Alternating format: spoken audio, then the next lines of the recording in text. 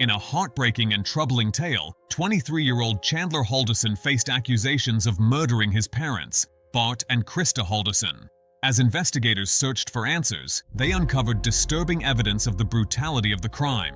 The idea of a son harming his own parents in such a manner raises profound questions about the depths of human tragedy and the sanctity of family bonds. In today's episode of Eye for an Eye, we'll look into how investigators tried to solve this heartbreaking case of a son from hell, Bart and Krista's killer. In the peaceful town of Windsor, Krista and Bart Halderson built a life filled with love and laughter. Married in 1994, they welcomed their sons, Mitchell in 1996 and Chandler in 1998. Krista devoted herself to creating a warm home, while Bart flourished in his career as a successful accountant. With their boys grown, Krista returned to work, embracing new opportunities. Their family was the epitome of happiness, enjoying the simple joys of life together. In 2021, Mitchell was doing great in tech and was getting married soon. His younger brother Chandler was studying IT and had a girlfriend named Kat. Chandler got an amazing job offer from SpaceX, but then had a bad fall downstairs. He said he had serious injuries that stopped him from taking the job. His parents, Bart and Krista, worried a lot about him. They noticed Chandler never seemed to have money and wasn't paying rent even though he was working. Chandler blamed problems with his paychecks and bank issues, but Bart, who's good with money, didn't believe him. Bart and Krista felt torn between supporting their son and wondering if he was telling the truth. They couldn't shake the feeling that something wasn't right in their usually happy home. On July 2, 2021, the routine calm of Windsor was disrupted when Krista Halderson failed to show up for work, sparking concern among her colleagues, particularly her friend Daniel. Worried about Krista's well-being, Daniel decided to check on her and headed to the Halderson residence. Upon arriving, Daniel encountered Chandler, Krista's son, who explained that his parents had gone to their family cabin for the July 4th weekend, where the cell reception was poor. Chandler's explanation seemed plausible, and he appeared calm and collected.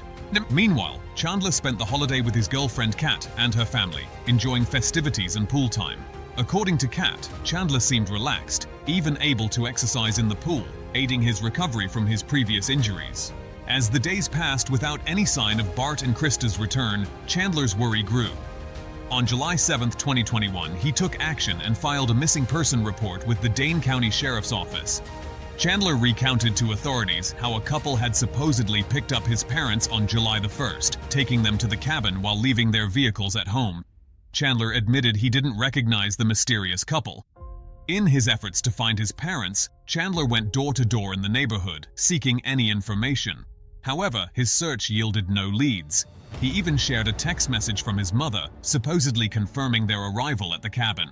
But when Mitchell and his fiancée went to investigate, they found the cabin abandoned and overgrown, with no signs of recent activity. As authorities delved deeper, inconsistencies emerged in Chandler's story. Surveillance footage revealed that Bart and Krista hadn't left their home on the day Chandler claimed they did. Furthermore, the flickering from the Haldersons' fireplace in the middle of summer raised suspicion and posed a perplexing question. Why would someone light a fire in such sweltering heat? As the investigation deepened, Chandler's girlfriend Kat and her family were questioned by authorities. They cooperated fully, expressing their desire to aid in finding Chandler's missing parents. However, Kat's parents grew suspicious when Chandler returned to their farm days after the holiday, emerging from a wooded area. Chandler claimed he wanted to use the pool to exercise his legs. The police searched the woods and found a man's torso, which was a shocking discovery. At the same time, Chandler was being asked a lot of tough questions by the police about the things that didn't make sense in his story. Eventually, he asked for a lawyer to help him, but before that, the police found proof that Chandler had been lying to them. After Bart Halderson's remains were identified, Chandler was arrested and accused of murder, chopping up the body and hiding the crime. Even though there was a lot of evidence against him, Kat still believed he was innocent and helped the investigators. A picture from Kat's phone, showing where Chandler was near the Wisconsin River on July 3rd, helped find some of Krista Halderson's remains. Following Chandler's arrest, the investigation uncovered damning evidence on his phone, including searches about dismembered bodies in Wisconsin. Krista's phone, used to text Chandler, was found at their home. Near where Bart's body was discovered, police found tools like scissors and saw blades. A friend revealed Chandler had a rifle, later identified as the murder weapon used on Bart. Autopsy showed Bart was shot before being dismembered. Despite no clear cause of death for Krista, evidence revealed Chandler's web of lies. He wasn't in college or working but spent his days gaming. Surveillance footage captured him buying materials, including a tarp and ice. Bloodied tools and bone fragments found linked to his parents suggested a gruesome cleanup in the Halderson home's basement. The prosecution argued Chandler shot his parents, dismembered them, and attempted to cover it up. The last text from Bart's phone, "Ready when you are," was sent shortly before the murders. Bart had discovered Chandler's lies about his education and job, planning to confront him the day after.